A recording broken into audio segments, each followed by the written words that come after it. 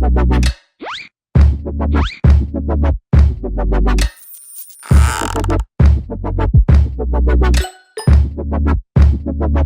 there, Board Game Brody here with Let's Table It, where we get games to the table. Like Cascadia, Rolling Rivers here, a roll and write game by AEG and Flat Out Games. This is a roll and write Cascadia game with the same animals, just using them a little differently than the base game Cascadia. So let's get right into this. Each player starts with 2 of their own personal dice. Each dice is a little bit different, so each player should make sure to have 1 of each. Then each player will take a tally sheet, a habitat sheet that matches everyone else's, a player aid card, and something to write with. There are 4 different sheets that you could use, and you will decide as a group which one that you will use. 4 large dice are placed in the center of the play area. Everyone will be using these dice after a player rolls them each turn. The habitat cards are separated based on their tier levels and then shuffled. 5 cards of each tier is discarded randomly from the game, which will leave 10 cards for each tier, and that will make 20 cards. The tier 1 cards are then placed on top of the tier 2 cards that'll form a draw pile.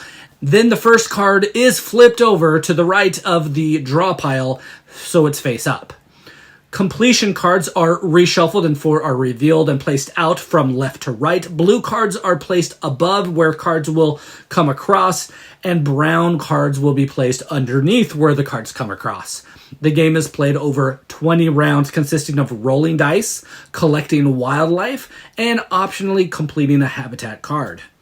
Each round, a player will roll 4 central dice. It doesn't matter who does this, so take turns. And then everyone else will roll their 2 personal dice, or everyone will. Based on those results, players will use their dice plus the 4 big shared dice to choose 1 single wildlife type and take the animal shown on those dice to place on their tally sheet. There is 1 special die that might give additional opportunities to take more, animals or multiple types of animals in a single way, whatever it might let you do. So you can take the dice actions to manipulate the results of the dice roll before you collect your animals. Some animals are harder to get and others are easier. This equation makes bears the most valuable, followed by elk, fox, hawks, and then salmon. You could spend 1 nature token to down convert all dice faces of 1 type to the wildlife type directly below it to gain more of a certain type. And you could spend 2 nature tokens to up convert 1 type wildlife type rolled to a type directly above it. Or you can spend 3 nature tokens to collect all of the animals of 2 types rather than just a single wildlife type as normal. The special die can add in a variety of different actions, which is very welcoming for a game like this. And ultimately, these results can change how you gain your animals. Whatever your choice is, you will update your tally sheet with the new number of animal type that you chose. Then you can optionally complete one of the habitat cards that are face up. You will pay the cost of all the animals listed on that card to receive the benefits and or points at the bottom of that card. Some cards have discounts from cards placed above it. You can choose to use the discount if you so choose. You will pay animals updating your tally sheet and taking the bonus nature tokens if listed on the bottom of that card, or any other bonuses listed if there is a card underneath the card as well. You will update your environment sheet, marking the number shown on the hexagon on that card to the matching terrain type of the hexagon on your sheet. Sometimes this will also trigger a bonus from filling in so many of the hexagons. Multiple players can complete the same card, and the card will stay out there that can be completed again and again as it moves from space to space until it is moved off the board. And that's exactly what you will do when all the players are done. You will slide all cards down like a conveyor belt, and the last one will move off. And there is a maximum of 4 cards available at a time. After 20 turns, the game ends, and players will add up their score according to their habitat sheet, and the player with the most points wins the game. As you learn the game, you can play harder levels with different habitat sheets that have some different rules to go along with it. So this first sheet here, you write on the number of points from the card onto the hexagon, matching its type, and after you score 2 of the same terrain types, you gain a point and a bonus from the bottom of that sheet. And when completing a row, one of each terrain type, you gain 3 points and 1 animal of any type. The next level, you will outline the number of hexagons equal to the number shown on the hexagon on your card to score. At the end, you will score points for how far you outline each row to score the points listed above. This row is used whenever you spill over from any other type, and then you will gain the bonuses if you outline all 4 hexagons surrounding the listed bonus. Sheet C is still all about outlining hexagons and number of times shown on the card you score, but you will almost have territories to gain different things like points and bonuses. You start with the 2-star hexagons, and then you can cross the hexagons off from any adjacent to the ones that you have outlined already. There is also an overflow area at the bottom if you continue to gain a type where there's no more on the sheet. And if you outline or circle in any landmark spaces, you will gain the bonuses from those. The last sheet is the most complex. It adds in filling in hexagons with letters according to what wildlife you use to complete that card. You will add the number of animals equal to the number on the completed card, also on the same terrain type, matching the 2. Then you will score by completing the goals for each animal type shown on your sheet, like bears like to be paired together, elk in a line, foxes surrounded by other animals, hawks being not next to other hawks, and the salmon being in a run. And well, that's Cascadia Rolling Rivers. This is a fun, more thinky roll and write game, more complex than I anticipated it really being, and ultimately that's a good thing.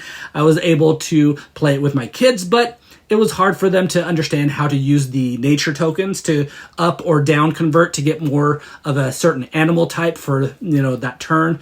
And then ultimately you are trying to get the different terrains to gain the bonuses on the habitat sheets, which is the 2 vertical to get the small bonuses, but in the rows to get the 3-point bonuses. With this habitat sheet, the first one, it's less complex. You can't fulfill more than 4 hexes of a specific terrain, and the kids kind of had a hard time seeing that through as well. Ultimately, you need to have a plan in this game. You're trying to complete a card each turn if you can, and if you don't have enough of the animals, sometimes you just want to have the most of whatever you can get, but other times you might need a specific animal to be able to fulfill one of the cards.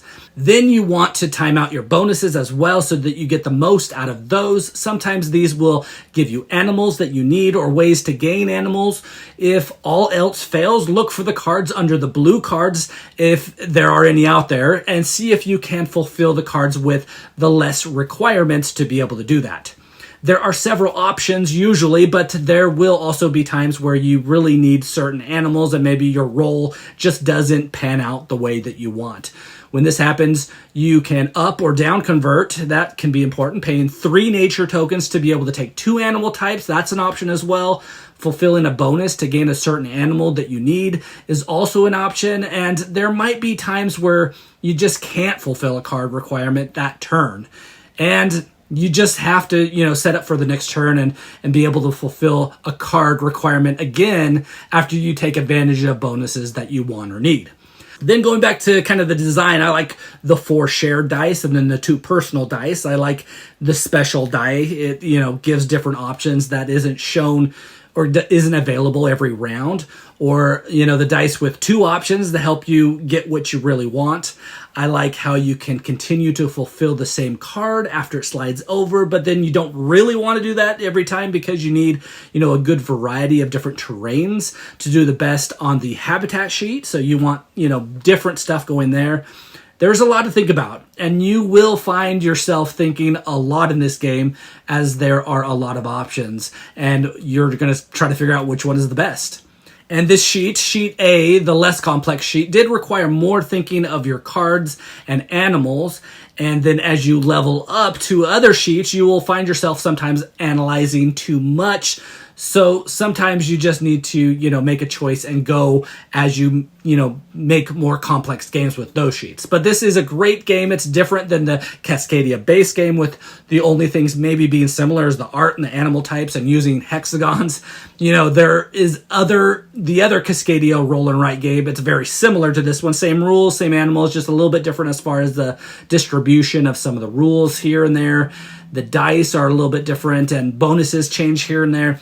So when knowing one, it's easy to really pick up the other. Again, this is Brody with Let's Table It, where we get games to the table. Like Cascadia, Rolling Rivers here, Roll and Write game by AEG and Flat Out Games. Please like and subscribe to our channel. We are working hard to bring to you videos like this one, so you know if these games here are ones that you want to get to your own table.